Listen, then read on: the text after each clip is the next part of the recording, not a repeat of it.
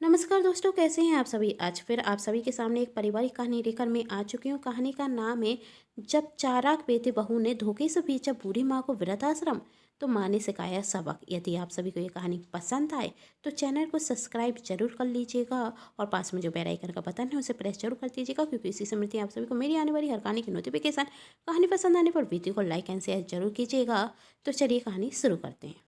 कौशल्या जी के आज हाथ पैर रुकने का नाम ही नहीं ले रहे थे। आखिर रुके कैसे। पूरे 5 वर्ष बाद आज बेटे बहू शहर से गांव उनसे मिलने के लिए आ रहे थे, जैसे भगवान ने उनकी आखिरी इच्छा पूरी की हो। 5 साल पहले जब राहुल के पिता का देहांत हुआ था, तब राहुल मुश्किल से 13 दिन के लिए आया था। सब रिश्तेदार और परिचितों ने कहा था, इस अवस्था में अपनी बूढ़ी माँ को अकेला छोड़कर मत जाओ। तब राहुल ने कहा, मेरी नौकरी ही ऐसी है कि मैं ज़्यादा दिनों की छुट्टी नहीं ले सकता। अब जाने वाला तो चला गया, क्या अब उसके लिए मैं नौकरी छोड़ दूं? मेरे यहाँ रुकने से बापूजी वापस तो आएंगे नहीं, और जो मेरा नुकसान हो रहा है वह अलग से सैलरी कटती जा रही है। मेरी मेरी उसकी भरपाई कौन करेगा? और मुझे लगता है जितना एक बेटे का कर्तव्य एक पिता के प्रति होता है वही मैं निभा सका। अब मेरा यहाँ कोई काम नहीं, मुझे जाना चाहिए।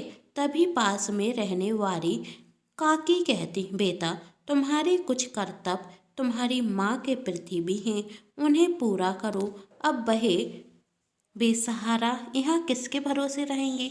अगर तुम यहाँ नहीं रुक सकते तो अपनी माँ को अपने साथ शहर ले जाओ। तब रोशनी एकदम से बीच में बोलते हुए कहती, यह तो पॉसिबल नहीं है। रोशनी का यह जवाब सुन सब रोशनी की तरफ देखने लगते। तब रोशनी अपनी बात को बतरते हुए और लोगों को समझाते हुए कहती, वो दरअसल मेरे कहने का मतलब है कि माँ जी को शहर में रहना पसंद नहीं आएगा। वो गांव और शहर का माहौल अलग अलग होता है ना, इसलिए। और माँ जी तो गांव से ज़्यादा अकेली शहर में रहेंगी, क्योंकि शहर में तो कोई किसी से मतलब रखता है ही नहीं, और गांव में तो आप सब हैं ना उनका ख्याल रखने के लिए। कहते हुए रोशनी राहुल से कहती, अब चलिए जी, बहुत देर हो रही है और यदि कोई ज़रूरत हुई तो आप लोग हमें फ़ोन कर देना, हम आ जाएंगे। कहते हुए राहुल और रोशनी जल्दी से वहाँ से चले जाते।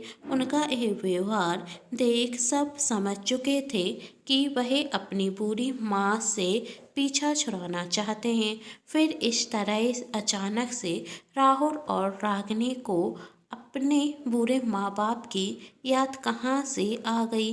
गांव वालों के मन में वह प्रश्न उठ रहे थे, आखिर कौन सा लालच उन्हें यहाँ तक खींच के ला रहा है। गांव के लोग कुछ भी सोचें, पर कौशल्या जी अपने बेटे बहू के स्वागत की पूरी तैयारी कर रहे थे। बेटे बहू के आने की खुशी में वह स्वादिष्ट पकवान बनाती और अपने बेटे बहू की मनपसंद मिठाई भी बनाती। थोड़ी देर में घर की डोरबेल बजती। कौशल्या जी जल्दी से जाकर दरवाज़ा खोलती। बेटा राहुल अपनी पत्नी रागिनी के साथ आया था। बहू बेटे कौशल्या जी के पैर छूते। कौशल्या जी उन्हें खूब आशीर्वाद देती और उनकी आंखों से खुशी के आंसू बहने लगते। राहुल अपनी माँ के आंसू पोंछते हुए उन्हें गले से लगा लेता और माँ बहुत तेज भूख लगी है, खाना नहीं खिलाओगी? आओ बेटा, मैंने आज सब कुछ तेरी पसंद का बनाया है। कहते हुए वही सब एक साथ खाना खाने बैठ जाते। राहुल और रागिनी कौशल्या जी के हाथ के खाने की बहुत तारीफ करते और तब राहुल कहता, माँ मुझे माफ़ कर दो, मैं इतने सालों में आपसे मिलने के लिए नहीं आ पाया। मुझे पता है कि आप मुझसे बहुत नाराज़ होंगी, पर मेरी भी मजबूरी थी। मैं जिस कंपनी में नौकरी करता था वहाँ मुझे छुट्टी नहीं मिलती थी, लेकिन अब सब कुछ सही हो गया है। मैंने वही नौकरी छोड़कर दूसरी कंपनी में काम करना शुरू कर दिया है। पैसे कम हैं, दूसरी जगह नौकरी कर ली है, जिससे मैं आपसे मिलने आ सकूं और मुझे आपसे दूर न रहना पड़े। आखिर ऐसी नौकरी का भी क्या फ़ायदा जिससे मुझे अपनी माँ से दूर रहना पड़ता। आप नहीं जानती माँ, इन 5 वर्षों में मैंने और रागिनी ने आपको कितना याद किया। पर मैं यही भी जानता हूँ, गांव वालों मेरे बारे में यही कहते होंगे कि पढ़ लिखने के बाद मैं अपनी माँ को भूल गया, पर यह सच नहीं है। माँ, मैं आपको कभी नहीं भूला था, बस मेरी मजबूरी थी। तब कौशल्या जी ने कहा, बेटा मुझे विश्वास था कि तू मुझे कभी नहीं भूल सकता। तब राहुल ने कहा, माँ, जब आपको मुझ पर विश्वास है तो मुझे कोई फर्क नहीं पड़ता कोई मेरे बारे में कुछ भी कहे। खाना खाने के बाद रागिनी राहुल से कहती, देखो राहुल, मैं ज़्यादा दिनों तक गांव में नहीं रह सकती। जो काम करने के लिए आए हैं वही करो और चलो यहाँ से, फालतू की बातों में वक्त बर्बाद मत करो। तब राहुल कहता, तो मेरा कौन सा मन है यहाँ पर रहने का, मैं कल ही माँ से बात करता हूँ। ठीक है, जैसा तुम्हें सही लगे, जो करना है जल्दी करो। दूसरे दिन राहुल अपनी माँ से कहता, माँ, वो ऑफिस से फ़ोन आ रहा है, मुझे शहर वापस जाना होगा। यह सुन कौशल्या जी उदास हो जाती और कहती, बेटा, अभी तो मैंने तुझे जी भर के देखा ही नहीं पाया और तू जाने की बात करता है। अपनी इस बूढ़ी माँ को अकेला छोड़कर मत जाओ। तब राहुल ने कहा, माँ, मैं आपको छोड़कर नहीं जाना चाहता, पर मेरी नौकरी ऐसी है तो मुझे जाना होगा। मैं क्या करूँ माँ? सोच रहा था कि आप भी हमारे साथ शहर चलिए, वहाँ आप हमारे साथ रह सकती हैं और मेरी नौकरी भी हो जाएगी। बेटा, यह तो अच्छी बात है, पर मेरे जाने से तुझे कोई परेशानी तो नहीं होगी? अरे माँ, परेशानी कैसी? आप एक काम कीजिए, अपना ज़रूरी सामान पैक कर लीजिए। आज शाम की ट्रेन से हम सब शहर चलेंगे और रागिनी, तुम माँ की पैकिंग में मदद कर देना। कौशल्या जी के वहाँ से जाने के बाद रागिनी राहुल पर गुस्सा होते हुए कहती, तुमने यह क्या किया? आखिर क्या ज़रूरत थी माँ जी से कहने की हमारे साथ शहर चलो? हम यहाँ पर खर्च कर पैसे लेने के लिए आए हैं, माँ जी को अपने साथ लेकर क्यों जाएं? और ऊपर से कहते हो मैं माँ जी के सामान की पैकिंग में मदद कर दूं। आखिर तुम्हारी हिम्मत कैसे हुई मुझसे कहने की? तुम जानते हो सास को साथ रहना मुझे पसंद नहीं। मैंने शादी के वक्त ही तुमसे कहा दिया था कि मैं सास ससुर के साथ नहीं रहूंगी, फिर माँ जी को शहर लेकर क्यों जाऊं? और तुम्हें तो खुद उनके साथ रहना पसंद नहीं, तो यह अचानक से प्यार कहाँ से उभर आया? तब राहुल कहता, सच में तुम मूर्ख हो। जब माँ को हम अपने साथ शहर ले जाएंगे तभी तो हम यह घर बेच पाएंगे। और मैं तुमसे पैकिंग करने के लिए इसलिए कह रहा हूँ क्योंकि तुम माँ से इस घर के पेपर ले सको। तब रागिनी कहती, घर तो तुम अभी भी बेच सकते हो, इसके लिए माँ जी को अपने साथ लेकर जाने की क्या ज़रूरत है? तब राहुल कहता, ज़रूरत है क्योंकि माँ कभी भी अपनी खुशी से यह घर नहीं बेचेंगी और फिर माँ कहेंगी नहीं कि यदि यह घर बिक गया तो मैं कहाँ रहूँगी। और शहर जाने के बाद मैं माँ को अपनी मीठी मीठी बातों में फंसा कर पेपर पर साइन करा लूँगा और इन सब कामों में वक्त लगता है। जब तक क्या तुम गांव में रह सकोगी? नहीं बाबा नहीं, रागिनी कहती, तो फिर वही करो जो मैं कहता हूँ। ठीक है, राहुल रागिनी से कहता।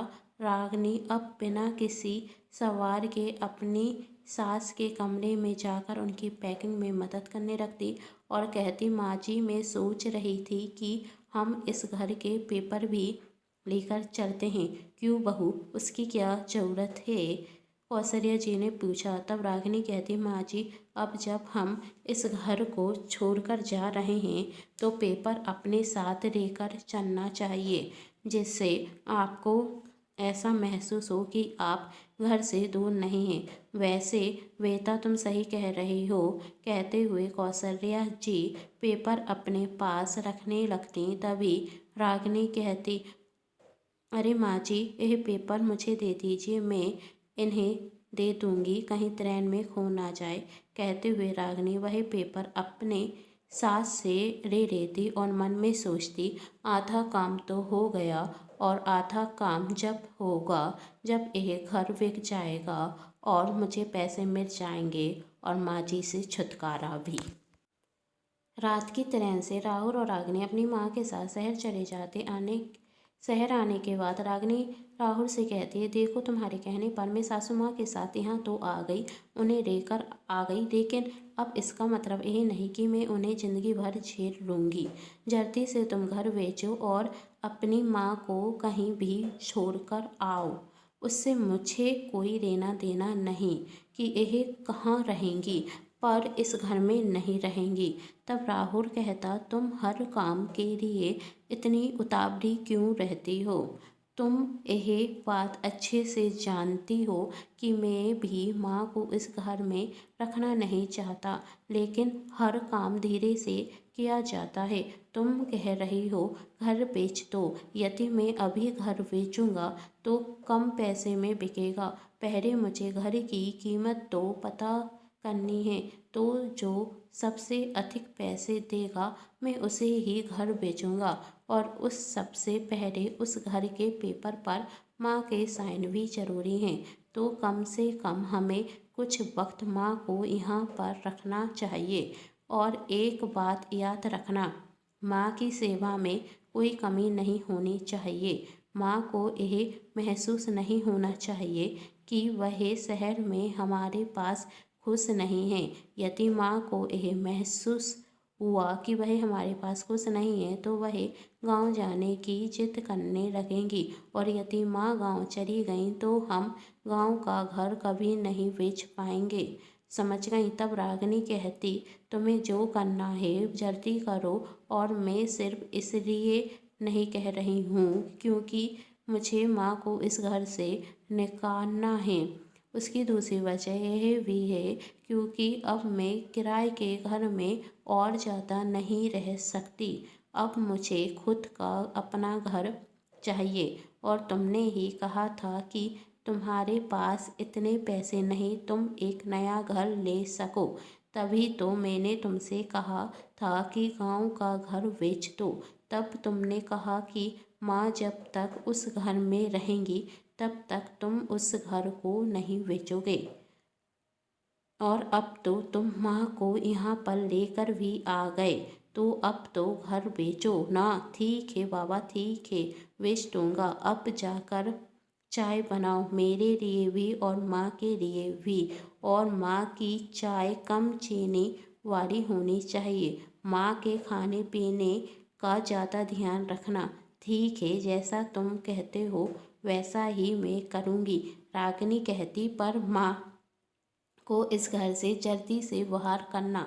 थोड़ी देर में रागिनी अपने पति और अपनी सास के लिए चाय लेकर आती है, और अब राहुल के कहे अनुसार वह अपनी सास के खाने का पीने का हर चीज़ का अच्छे से ध्यान रखती। इसी तरह कुछ दिन निकल गए। फिर एक दिन राहुल ऑफिस से आता और सिर दर्द होने का नाटक करने लगता, जिससे देखते हुए रागिनी कहती, क्यों तुम इतनी चिंता करते हो? चिंता में क्या अपनी तबीयत का भी ख्याल नहीं रखोगे? जो चीज़ हमारे भाग में नहीं उसके बारे में सोचने का क्या फ़ायदा? तब कौशल्या जी कहती, क्या हुआ बेटा, किस बात की चिंता है तुम्हें? तब रागिनी कहती, कोई बात नहीं माँ जी, बस राहुल को एक अपना खुद का घर चाहिए, जिसके लिए राहुल खूब मेहनत करते हैं। लेकिन पैसों की कमी के कारण राहुल घर खरीद नहीं पा रहे हैं और हमारे पास भी कोई ऐसी चीज़ है जिससे बेचकर हम घर ले सकें, या कुछ रौन रखने के लिए होता तो भी हमें पैसे मिल जाते और राहुल एक नया घर खरीद लेता। वही कह रहे थे, क्या मैं अपने बेटे के लिए एक घर तक नहीं बना सकता? क्या बहू तुम माँ बनने वाली हो? कौशल्या जी ने रागिनी से पूछा। तब रागिनी कहती, नहीं माँ जी, अभी तो ऐसी कोई खुशखबरी नहीं है, लेकिन भगवान की कृपा से जल्द ही आएगी। कभी तो हमारी संतान होगी, कभी तो इस घर में नन्हे मेहमान की किनकारियाँ गूंजेंगी। भगवान कभी तो हमारा साथ देगा। तो आने वाली संतान का एक अपना खुद का घर होना चाहिए। कब तक हम किराए के घर में रहेंगे? हम दोनों तो रह चुके, लेकिन आने वाली संतान भी क्या किराए के घर में रहेगी? और आए दिन मकान मालिक किराया बढ़ाते रहते हैं। वैसे भी माँ जी, मेरे पास इस समस्या का समाधान है, बस आपकी मंजूरी चाहिए। हाँ बोलो बहू, मैं तुम्हारी क्या मदद कर सकती हूँ? तब रागिनी कहती, क्यों ना हम गांव का घर बेचते और शहर में अपना एक नया घर ले लें। यह सुन कौशल्या जी शांत हो जाती और राहुल को लगता कि कहीं माँ मना ना करते और वही रागिनी पर चिल्लाने का नाटक करते हुए कहता, रागिनी कैसी बात कर रही हो तुम? गांव का घर हम कैसे बेच सकते हैं? पिताजी की यादें जुड़ी हुई हैं उस घर से। हाँ, लेकिन हम गांव का घर गिरवी रख सकते हैं। क्यों माँ? जिससे हमें कुछ पैसे मिल जाएंगे और मैं नया घर खरीद लूँगा, और जब पैसे आ जाएंगे तो गांव का घर भी छुड़वा दूँगा, जिससे हमारी समस्या का समाधान भी हो जाएगा और घर भी नहीं बिकेगा। कौशल्या जी तो थी ही ममता की मूरत। अपने बेटे की बातों में आकर वह पेपर पर साइन कर देती और राहुल उस घर को बेचकर एक नया घर ले लेता। कौशल्या जी सोच रही थी कि राहुल ने पैसे गिरवी रखकर नया घर लिया है, लेकिन राहुल तो घर बेच चुका था और उसके बाद वही सब घर में रहने के लिए चले जाते। जहाँ रागिनी राहुल से कहती, अब बहुत हो गया, अब मैं सास की सेवा और नहीं कर सकती। तुमने कहा था जैसे ही घर बिक जाएगा तुम माँ जी को इस घर से बाहर निकाल दोगे, तो तुम तो उन्हें नए घर में लेकर आ गए। अब चाहे किसी व्रत आश्रम में छोड़ कर आओ या कहीं भी भेजो, मैं अब माँ जी के साथ और नहीं रहूँगी। तब राहुल ने कहा, तुम एक काम करो, अब माँ के साथ बुरा व्यवहार करना शुरू कर दो, जिसके बाद वह खुद ही यह घर छोड़कर चली जाएंगी। उन्हें समय पर खाना मत दो और उनसे घर के काम करवाना शुरू कर दो, जिससे माँ घर छोड़कर चली जाएंगी। जब तक मैं माँ जी के लिए एक अच्छा सा व्रत आश्रम देखता हूँ। ठीक है। और दूसरे दिन से ही रागिनी के अत्याचार अपनी सास पर शुरू हो जाते और कहती, कब तक सोएंगी आप? अब जल्दी से उठकर मेरे लिए और राहुल के लिए चाय बनाइए। धीरे धीरे वही कौशल्या जी से ही सारे काम करवाने लगती और एक दिन गुस्से में कहती, कब तक यह इस घर में रहेंगी? अब इन्हें व्रत आश्रम में छोड़कर आओ। तब राहुल कहता, तुम सही कह रही हो, परेशान तो मैं भी हो गया हूँ। और राहुल अपनी माँ को वृद्ध आश्रम में छोड़ने के लिए चला जाता। तब कौशल्या जी कहती, बेटा वृद्ध आश्रम से अच्छा तो मुझे गांव में ही छोड़ दे, मैं वहीं रहूँगी। तब राहुल ने कहा, गांव का घर तो मैं बेच कर चुका हूँ, मैंने उसे गिरवी नहीं रखा था, उसे बेचा था, तभी तो इतने बड़े घर में रहने के लिए आया हूँ। और आपको इस उम्र में घर की क्या ज़रूरत है? कौन सी मैं आपको छत नहीं दे रहा हूँ? आपकी उम्र हो गई है और आप वृद्धाश्रम में जाकर रहिए और हम दोनों को अकेला छोड़ दीजिए और अपनी माँ को वृद्धाश्रम में छोड़ने के लिए राहुल चला जाता। तब कौशल्या जी कहती, बेटा तूने यह सही नहीं किया। और मन में सोचती, अभी तक तूने इस माँ की ममता देखी है, अब वक्त आ गया है कि मैं तुझे सबक सिखाऊं। आखिर कैसे सिखाएंगी कौशल्या जी अपने बेटे और बहू को सबक? जानना चाहते हैं तो कहानी का अगला भाग जरूर देखें, जिसके लिए कर लीजिए चैनल को सब्सक्राइब, क्योंकि जब भी मैं लेकर आऊँ कहानी का नया भाग तो आप सभी को पता चल सके। और और पास में जो बेल आइकन का बटन उसे प्रेस जरूर कर दीजिएगा, क्योंकि इसी से मिलेगी आप सभी को मेरी आने वाली हर कहानी की नोटिफिकेशन। कहानी पसंद आने पर चैनल को सब्सक्राइब, वीडियो को लाइक एंड शेयर जरूर कीजिएगा। Thanks for watching.